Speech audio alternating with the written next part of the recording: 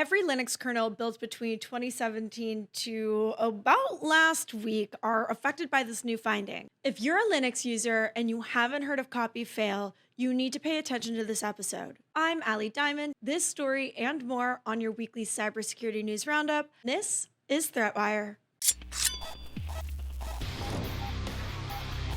The vulnerability named copyfail, recorded under CVE 2026-31431, was discovered by the team at Xent Code. It was awarded a CVSS score of 7.8. It is a 732-byte Python script that it can achieve root on Linux distributions. The original impetus for the findings was from researcher Tae-Yang Lee at Theory. It was originally disclosed to the Linux kernel security team in late March 2026, and patches were committed to main on April Fool's 2026. Let's dive in to how it works a little bit more. Copyfail requires only an unprivileged local user account, no network access, no kernel debugging features, no pre-installation primitives. The kernel crypto API ships enabled in essentially every mainstream distro's default config, so the entire 2017 to patch window is in play out of the box. The researchers at Xent discovered there was an issue with the fact that corrupted pages in the page cache are never marked for write back. These dirty pages are what are actually read when accessing a file, so the version used system-wide will be the corrupted version. This can also be used to execute a container escape in certain use cases. The vulnerability stems from a logic flaw in the Linux kernel's AEAD crypto implementation, where improper handling of scatter-gather lists allow a write beyond intended bounds. By chaining this flaw with AF_ALG sockets and splice, an attacker can overwrite 4 bytes in the page cache of any readable file, including set UID binaries. Bad actors are able to take advantage of a logic bug in the auth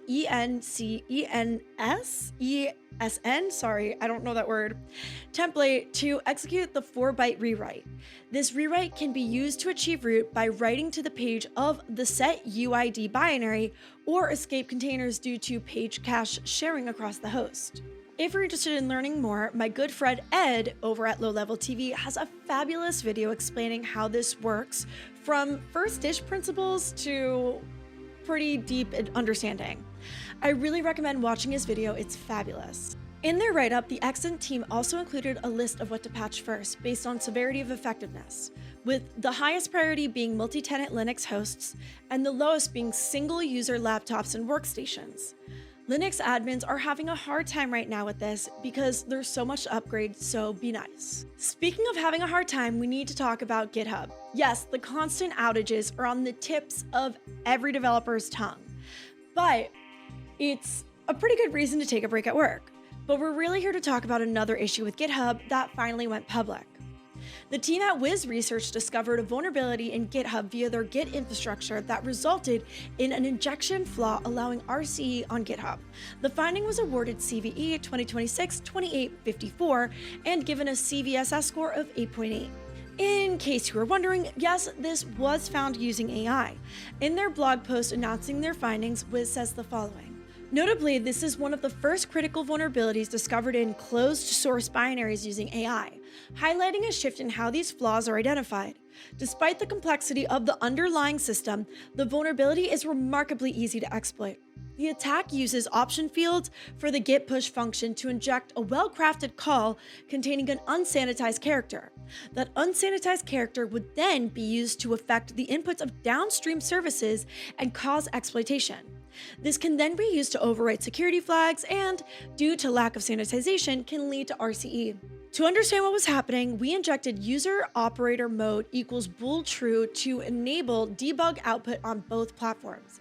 Comparing the output side by side, we noticed that GitHub.com was missing certain hook execution steps that appeared on GHES. The custom hook's code path was simply not being reached. We went back to the binary and dug deeper. Through further reverse engineering, we identified a Boolean flag in the XSAT header that controls whether the server operates in enterprise mode. On GHES, this flag defaults to true, so the custom hooks path is always active. On GitHub.com, it defaults to false, meaning custom hooks are never reached under normal conditions. The original finding was reported to GitHub on March 4th, 2026, and GitHub deployed a fix that day. Luckily, they found no one had been taken advantage of with this Git vulnerability, but there were other issues happening on GitHub this week. Sadly, we still have Team PCP on a rampage. This time, they were able to infiltrate the PyTorch Lightning package on PyPI. This package provides tools for training AI models. The attack led to the uploading of credential-stealing software and integrating it into malicious versions of the Lightning package. This was originally discovered by the team over at Socket. To be honest, this doesn't really feel like fresh news. For the past few months, we've seen Team PCP and tools like the Shai-Hulud worm wreak havoc and put software supply chains on the forefront of security personnel's minds. One thing I didn't mention in last week's story about the Bitwarden CLI vulnerability was that it appears to have been caused by getting hit by that same Shai-Hulud vulnerability. Instead, we're here to talk about the meta of the story because I think it's funny. The account that owns the Lightning project on GitHub was infiltrated and taken over by attackers. In finding the malicious acting packages available in recently updated Lightning versions, the team at Socket went onto GitHub and the GitHub repo and opened an issue to let the developers know of the infiltration. But since the lead account had been compromised, the bad actors kept closing the issue. It became a duke it out opening and closing of the issue until the bad actors posted this amazing meme to tell the Socket team to essentially shut up. The developers did eventually get control back of the GitHub repo and push updates to fix the malicious inclusions, but I love a good crab meme. Also, normally, I wouldn't call these things out, but I wanted to give a huge congrats to my friend Tucker, who had his company Secure Annex recently acquired by Socket last week. I've known Tucker for a few years now, and as we know, I am a huge fan of software supply chain work, so to hear his extension vulnerability finding software was picked up by Faraz and the Socket team, I was over the moon. Tucker also never took any VC funding and did it all by himself. Congrats, Tucker! BSides news. Google has adjusted their expected bug bounty program payouts as a result of AI and accelerated vulnerability finding. They prioritize vulnerabilities difficult for AI programs to find, complete proof of concept submissions, and high user impact findings. Findings for things like Chrome have dropped in value. GitHub is aware they're having a lot of uptime issues and is really sorry about it. Yesterday, I couldn't get work done because I was trying to merge a bunch of changes and needed to pass a bunch of CI tests, but couldn't because GitHub kept breaking. ClickUp had a data leak that was exposing enterprise emails for over a year. An API key was embedded in their public website.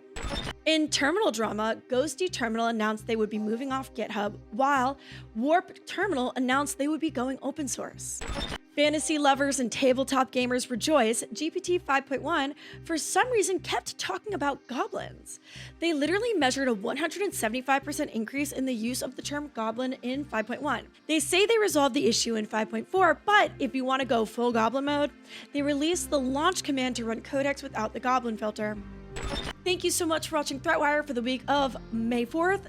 2026. If you enjoyed the show, please be sure to like, comment, subscribe. We are at 999,500 subscribers right now. So again, comment, like, subscribe. If you like our reels, be sure to go check them out. I'm going to try and make more effort to post the reels. In other news, I have been seeing a lot of your comments about my weight and the fact that I look kind of sick. I mean, right now I'm just getting used to lighting a green screen, so please be kind to me about that. But I did publish a whole situation about that on my Instagram if you want to go see what's going on with me, so please be sure to go check that out. Comments are comments anyways, and I don't really care. But thank you so much for watching. If you want to find me online, you can find me everywhere at Ending with Ali. And remember, good luck, have fun, and don't get caught.